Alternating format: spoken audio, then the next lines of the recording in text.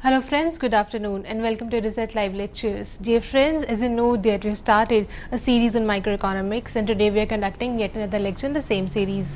In today's lecture, we will talk about the concept of demand analysis, the laws of demand and its determinants. To discuss this topic, we have with us our subject expert Dr. Bharat Singh.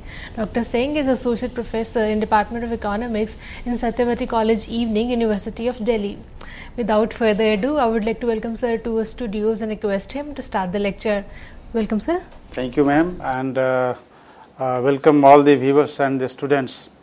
In fact, in today's lecture, it's a continuation of the earlier two lectures that I delivered related to different topics of microeconomics, and this demand analysis is a continuation to the earlier lecture.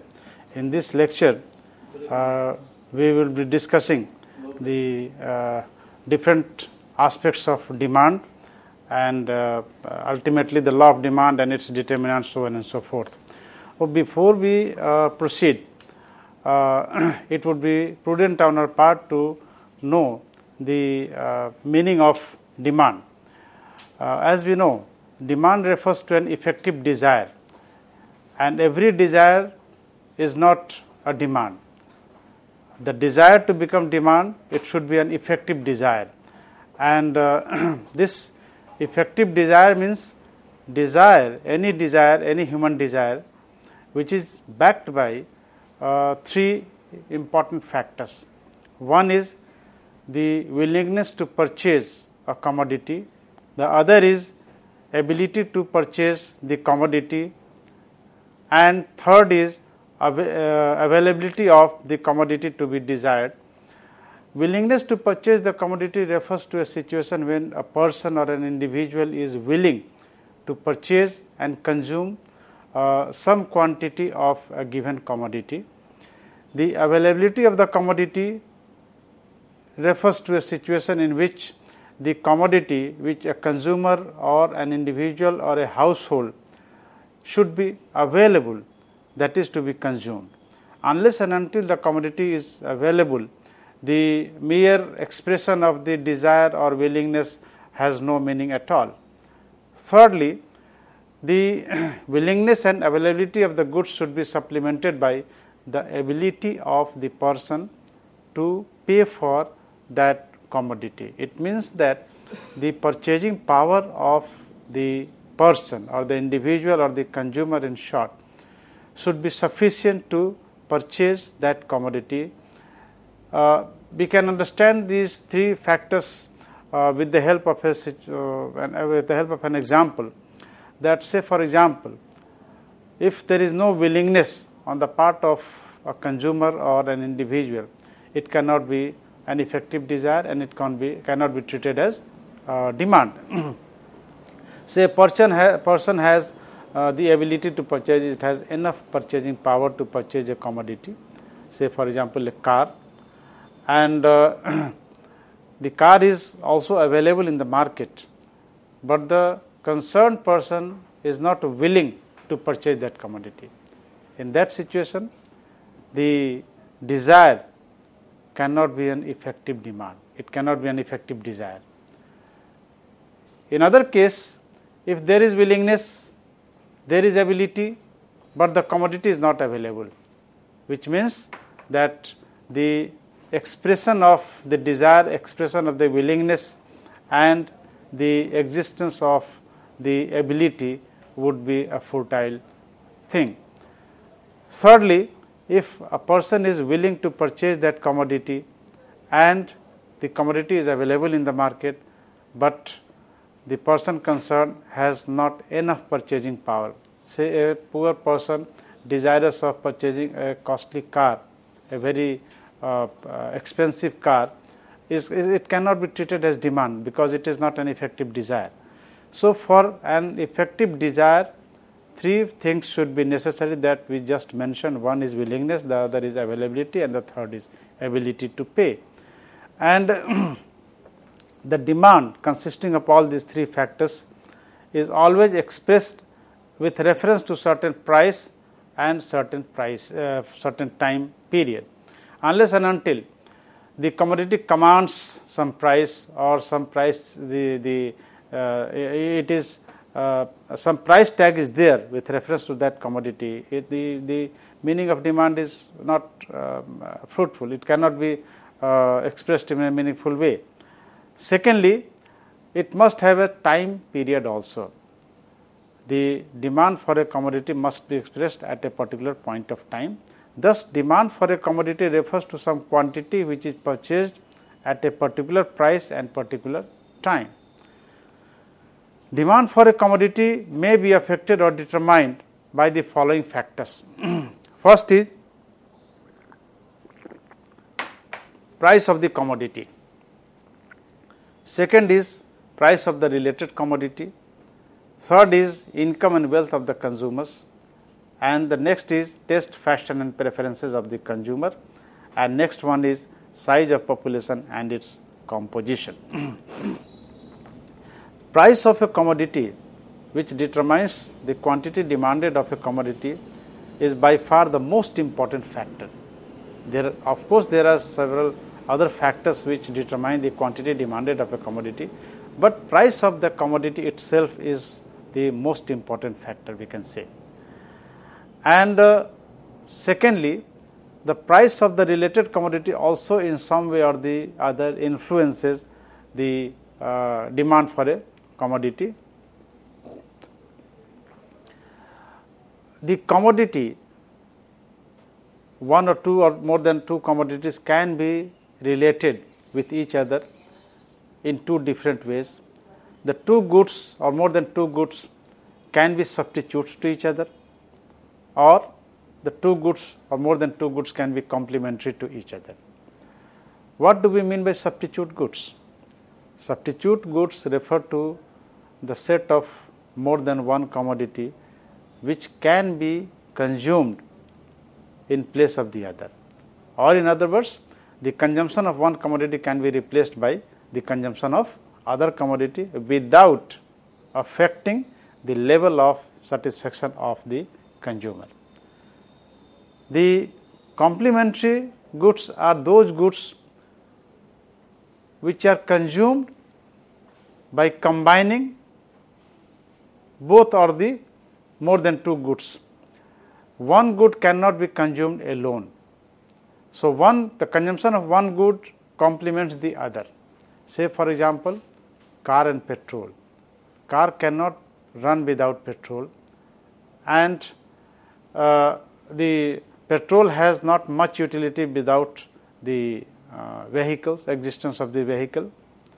Similarly, we have the example of refill and the pen, ink and pen, so on and so forth. We can have several examples of the complementary goods. Similarly, substitute goods, we can cite examples of say wood and sugar, we can cite examples of tea and coffee, we can cite examples of scooter and motorcycles, so on and so forth. So, changes in price of any complementary good or substitute good affects the quantity demanded of its related commodity in different ways. Again, another important factor which influences the quantity demanded of a commodity is the income and wealth of the consumers.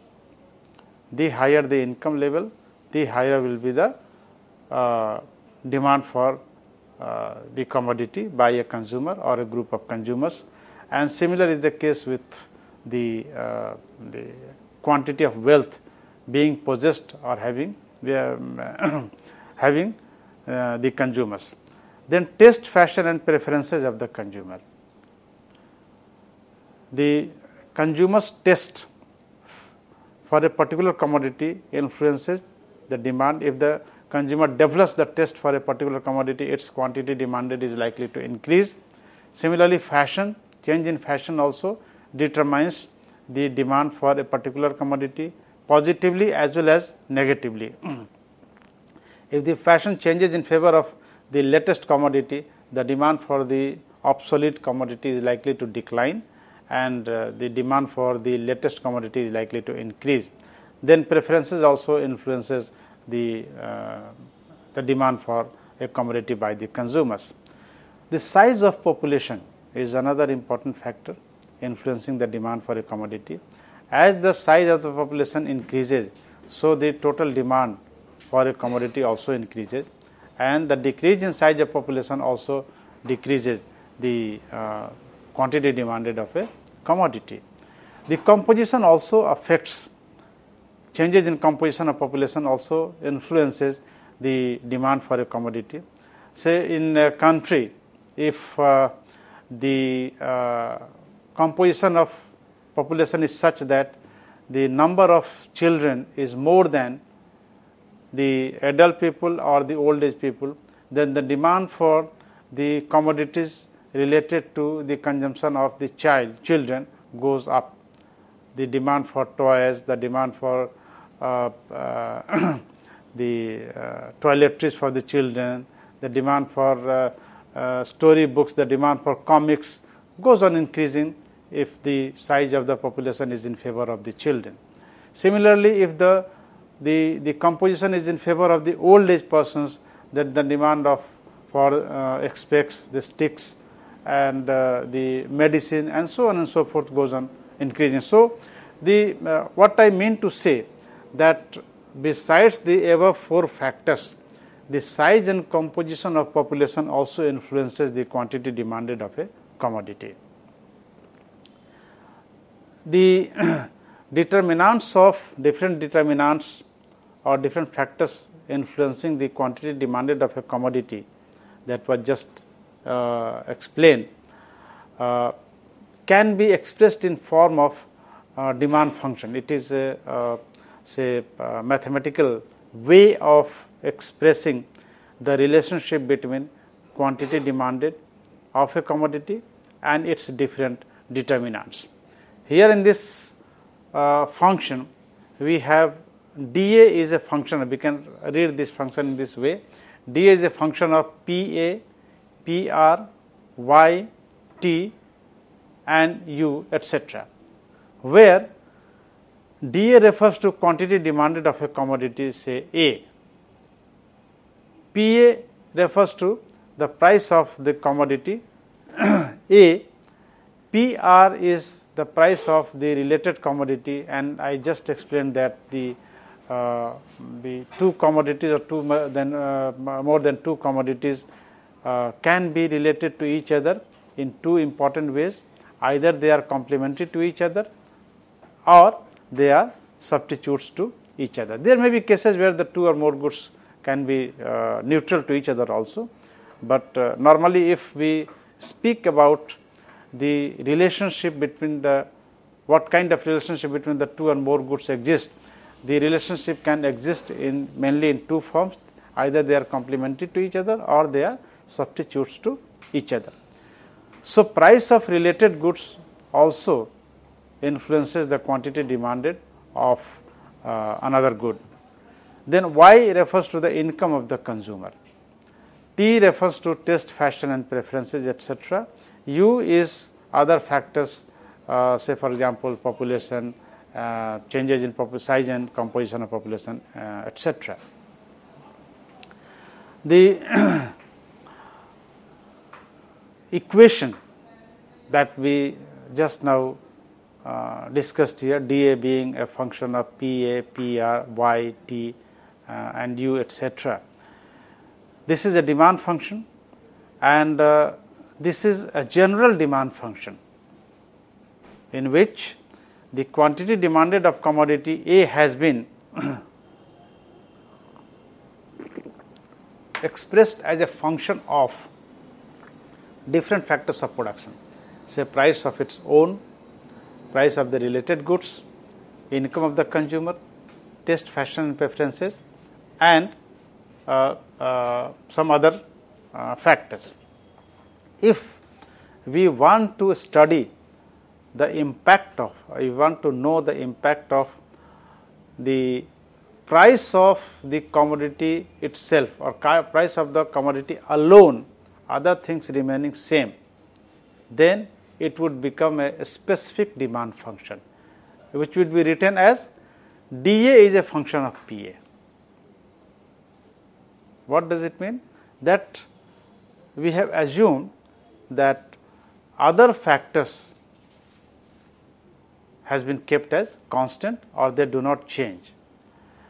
This is done mainly because that in a diagrammatic explanation of the law of demand, which has two dimensions, it is difficult to study more than two variables. Although there are techniques in statistics and econometrics in which econometrics is a different branch of economics, which allows us to study the relationship among more than two variables at a time, 3 variables, 5 variables, 10 variables, so on and so forth. But the diagrammatic study of the theory of demand or any two variables has a limitation on it, and we cannot deal with more than two variables at a time using the two-dimensional diagram. Under such situation, we are compelled to keep other factors if we want to involve in or you want to know the theory of demand in detail. We are compelled to assume that PR, Y, T and U are constant, assumed to be constant for the time being, and only one variable, that is price of the commodity itself, is allowed to vary, and we are going to study the impact of changes in price of the commodity on, say for example, A, on the quantity demanded of commodity A. This specific demand function has been expressed as dA is a function of PA, and if this demand function is expressed like this, what does it mean? That the demand for commodity A is determined solely by, for the time being, by its price alone, and for a normal commodity there exists an inverse relationship between the price of a commodity and its quantity demanded, or a negative relationship between price of a commodity and its quantity demanded. This is a case of a normal commodity. What does it mean? It means that higher the price, lower the demand, and if the price declines, demand for that commodity increases. So, this is also known as law of demand. We know in a standard law of demand there exists an inverse relationship between price of the commodity and its quantity demanded, and the assumption of ceteris paribus of course is there, which I have just now explained, that other factors which are likely to influence the quantity demanded of a commodity, say PR, Y, T and U, are assumed to remain constant. This demand function or this relationship between the price of the commodity and its quantity demanded is also termed as price demand. Why is it said so?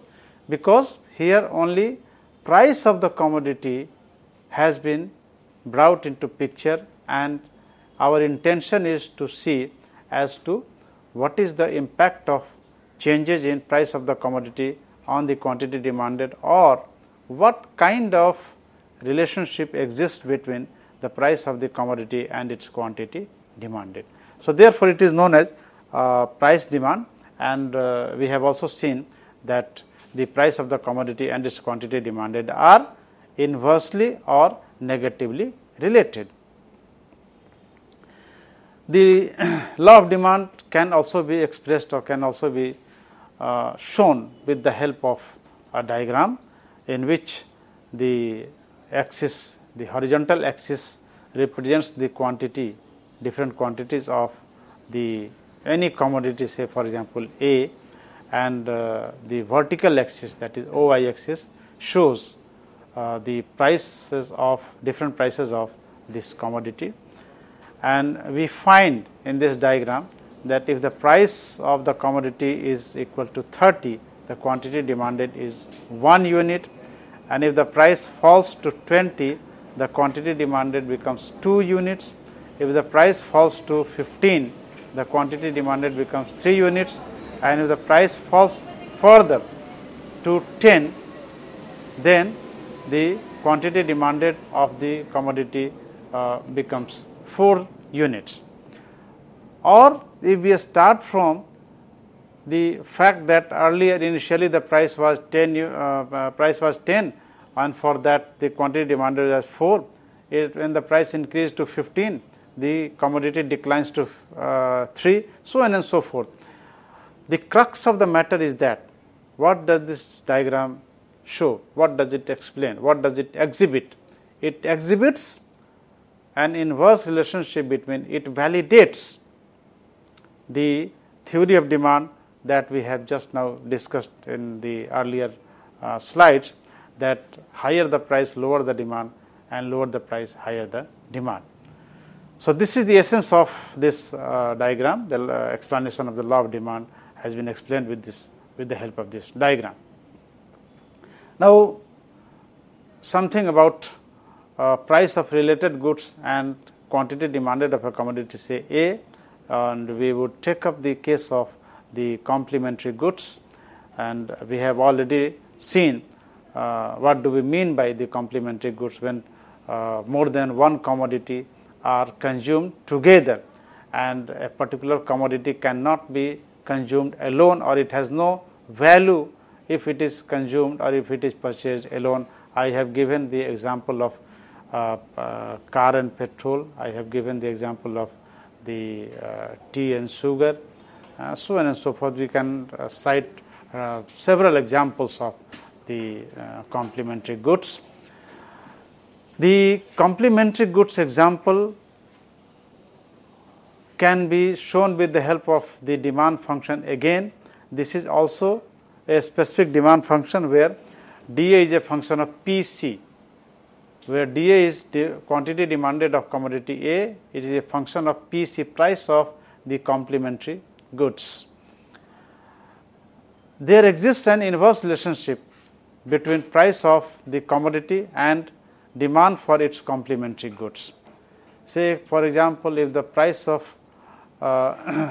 petrol increases, of course, the demand for petrol would decline, but it would also have an impact on the demand for the vehicles also. The demand for vehicles would also decline, and vice versa. If the price of the petrol declines, then the demand for car is likely to increase, because the demand for petrol would increase. So, the impact of change in price of one commodity will have a similar impact of the other commodity if the two commodities happen to be complementary in nature or complementary to each other. In case of substitutes, the case would be different.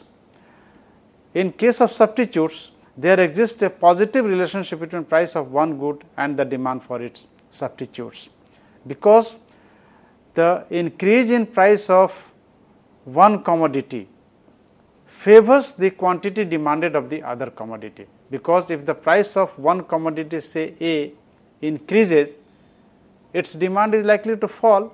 What the rational consumer would do? The rational consumer would now start consuming a substitute of this commodity A, which is relatively cheaper than this commodity A, say for example B. So, consumer would start consuming B in place of A if the price of commodity A increases. Similarly, if the price of commodity A falls, the relative price of commodity A is cheaper than commodity B, then the consumption of A would increase and that of B would decline.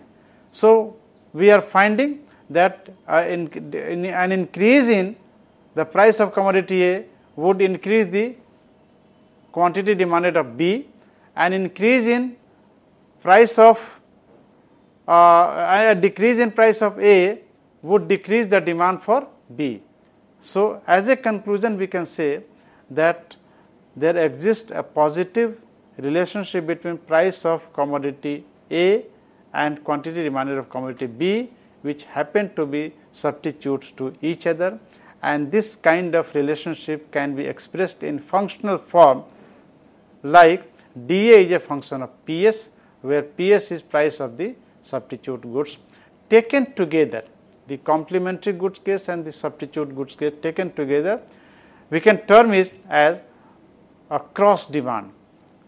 When we examine the case of dA is a function of PA, it was a price demand case, and this when we are taking dA is a function of PC and dA is a function of PS, then it is a case of cross demand, because we are trying to examine the impact of change in price of one commodity on the demand for its related or associated good.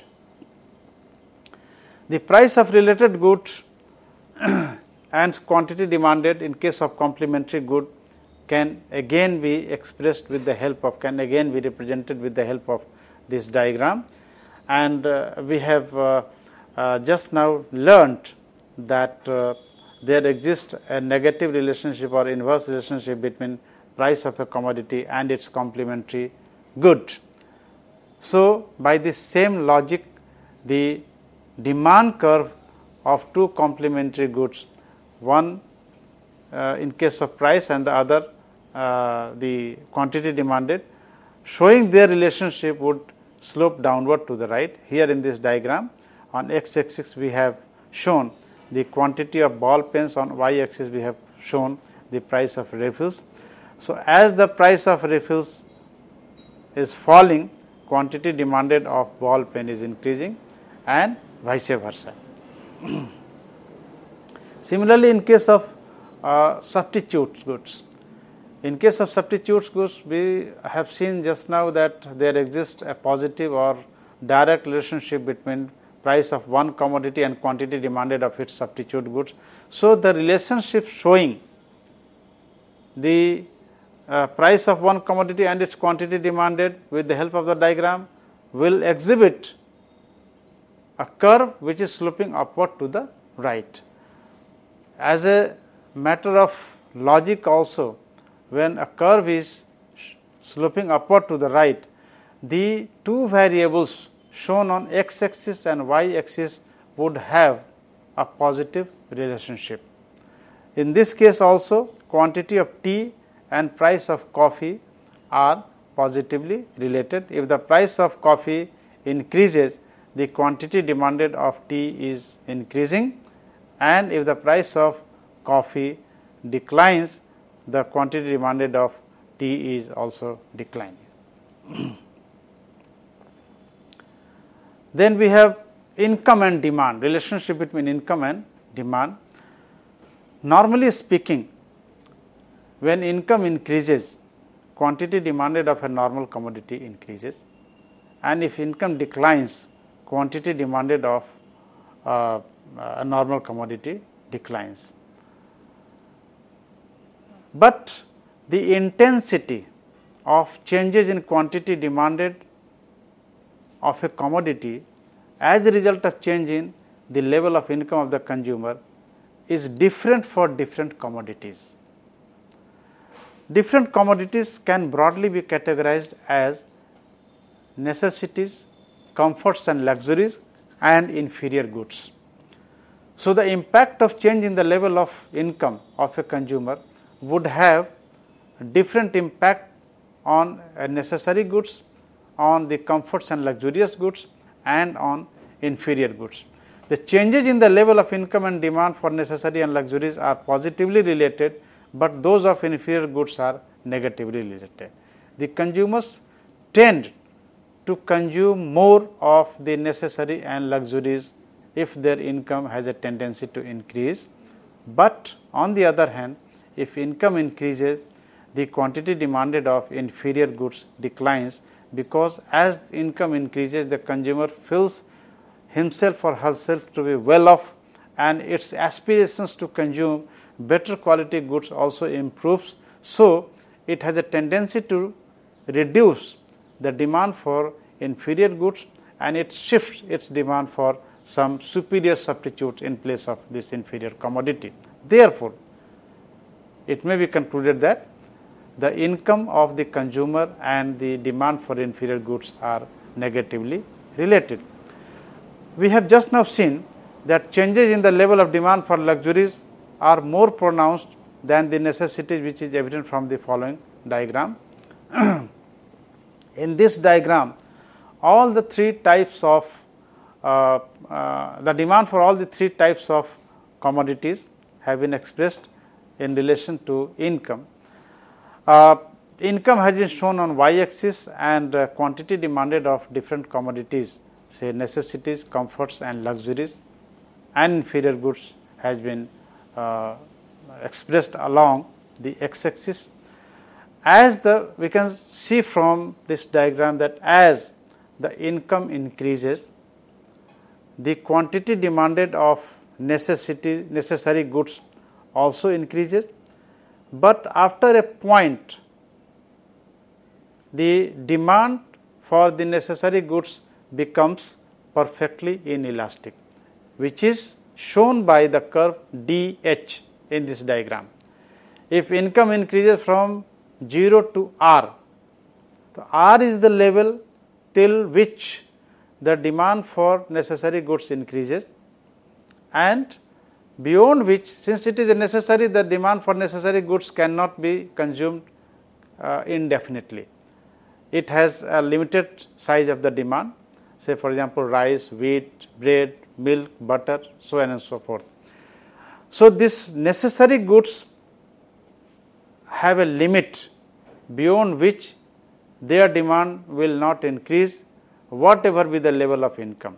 In this diagram, OR is the limit beyond which the demand for this necessary good has no tendency to increase. Therefore, it is shown that after this point R, the demand has become a vertical line, showing that the demand for this commodity has become perfectly inelastic vis-a-vis the changes in the level of income.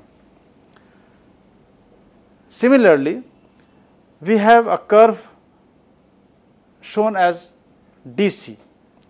DC is representative of the comfortable and the luxurious goods, and it shows that as income increases, the demand for such goods has a tendency to increase infinitely, even beyond point R. In this diagram, it is clear that there exists a very highly positive relationship between the level of income and the level of demand of these commodities, the luxuries and the comforts. So, we can say that income elasticity of luxuries and comforts are very high, and this is the reason that the curve has a tendency to slope upward, and this has a tendency to increase as income increases. Another curve, that is DF, we have in this diagram, which shows that at certain point of income, the demand increases as income increases, but beyond that point, the demand for this inferior commodity goes on declining. Therefore, due to the existence of this negative relationship between income and the quantity demanded of the inferior commodity, that the curve has a tendency to bend backward. The backward bending curve containing the relationship between the two variables shows that the two variables are negatively related to each other. So, beyond a point, as income increases, I have just now explained this point also, that as income increases, quantity demanded has a tendency to decline, because as income increases, the economic status of the consumer improves, and every consumer has an aspiration for a better life. If its income improves, in the light of this fact, the demand for inferior goods declines and the consumer shifts to the consumption of some superior commodity. Therefore, this curve has a backward bending tendency, and by now I think it is quite clear that how the quantity demanded of the different commodities and necessities, comforts and luxuries and the inferior goods in relation to changes in its income can be shown with the help of a single diagram, which is clear from this diagram here. Now, this relationship between income and demand can be expressed as the dA is a function of y, and which can be called as income demand. And as we have shown with the help of the functional relationship in case of the price demand, in case of the cross demand, that it simply expresses the relationship between the quantity demanded of a commodity and changes in the income level of the consumer or the person. After having studied the relationship between the quantity demanded of a commodity and its different determinants, we come to the a different aspect of the law of demand and the demand analysis, that is demand schedule and demand curve. Demand schedule is simply a tool to express the relationship between price of a commodity and its quantity demanded. This refers to the tabular presentation of the quantities demanded at different prices. There can be two types of demand schedule. One is the individual demand schedule and the other is the market demand schedule. Individual demand schedule simply states the quantity demanded of a good by an individual or household at different prices. On the other hand, market demand is simply the quantity demanded of a good by all the individuals or household taken together at different prices. Thus, market demand schedule is nothing but the summation of the individual demand schedule.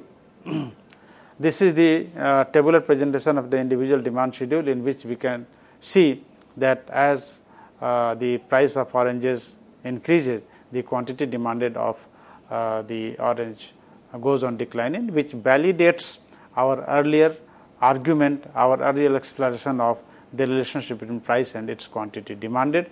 This is the market demand, which shows that we have 4 individual consumers or households, and these 4 individual consumers or households have different quantities of demand at different prices. Say for example, if the price of orange is 20, individual A has 3 units of demand, B has 6, C 5 and D 7. Taken together, the total market demand, quantity demanded in the market is 21 units at price 20. Similarly, we can see that at different prices, we have different quantities demanded by different individuals, and market demand can be found out accordingly. This is the demand curve, that is the expression of the relationship between price and quantity demanded of the commodity, again which is sloping downward to the right, and this is the market demand, which is the summation of the 2 individuals, household A and household B, and the last one is the sum total of the quantity demanded of household A and B, and in all the 3 diagrams again we are able to see that the demand curve is sloping downward to the right. This is the summation of diagrammatic summation of the 3 individuals, in which is converted to the market demand curve. Then another question is, why does the demand curve slope downward to the right? I will explain this aspect of demand analysis in the coming session of my lecture. Thank you very much. Dear friends, we hope that with today's lecture you were able to understand aspects of demand and its various determinants. On that note, we would like to thank Dr. Bharat Singh for coming here and delivering this wonderful lecture. And thank you, dear friends, for watching our lecture. Stay tuned and keep watching. Thank you.